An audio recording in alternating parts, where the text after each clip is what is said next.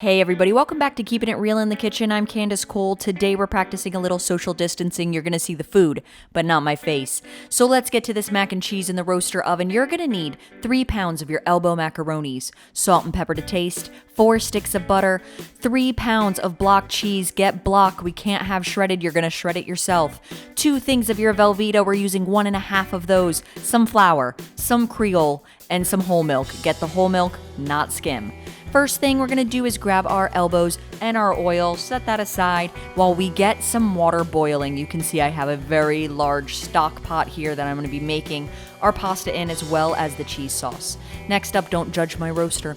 We are going to, it's been clean since, we're going to take some butter and we're going to rub it all over the tops, the sides, the bottoms, all over. You don't want that pasta to stick. Now we're going to take our Velveeta cheese. We're using 1 full and then an extra half, and these are the big Velveetas. We're going to cut them in half and then cut them into a quarter. You want to cut them small, that way it melts a little quicker. Once you've done that, just set it into another pot or a bowl and set it aside for now. With our water boiling, we're going to add our pasta. We're going to cook it till al dente, which is a little harder, 7 minutes, because it's going to continue to cook in our roaster. There's our cheese. We need to shred it. Get your muscles ready. Shred the cheese. It's better than using shredded cheese. There is a difference. Monterey Jack, Colby Jack, sharp cheddar. Our pasta is done. We've returned it back to our roaster oven. You can see how steamy it is right now. I really just put it in there. Next to that, we're going to take that butter that we had that we put all over the pan, that 1 stick. And we're going to place that, we're going to cut it into chunks. That way, it gets all over it. And we're going to just take that whole stick, cut it, put it on top of the pasta. There we go. Salt and pepper that. Lots of salt and pepper so it's visible so you can see it. There's my salt. Next, we're going to melt down 3 sticks of butter in that big stock pot. To that, we're going to add 1 cup of flour. You see it over on the left-hand side. Melt that all together. Don't add the flour till the butter's melted.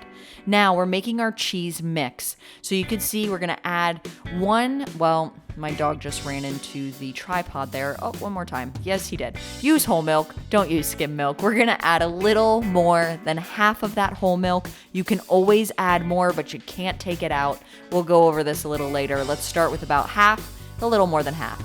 To that, we're going to take all of our cheese, all that Velveeta, that 1.5 blocks of Velveeta, put it in there, get it melted. We'll take our shredded cheese.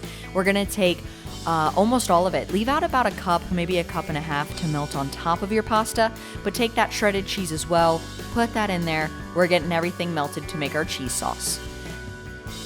And now we're going to pour our cheese sauce in. You'll see mine is a little liquidy, so I added my whole gallon of milk. Don't do that. Start with half, add a little more as needed. Yours can be a little thicker than this. You will see, was able to make mine more creamy by draining out some of my liquid. So we've got that in there. We're gonna, mix it all around, put it all in. We're gonna cook it at 300 degrees with the lid on for 30 to 40 minutes. You can check it. Once it starts to thicken, it's done. Check out how thick and creamy that turned out. You can top this with that shredded cheddar cheese that you set aside, but you're gonna feed a crowd. You're gonna make them happy. Add that Creole if you wanna spice it up. But there you go, guys. Thanks so much for watching Keeping It Real in the Kitchen. Be sure to subscribe and like this video. Bye.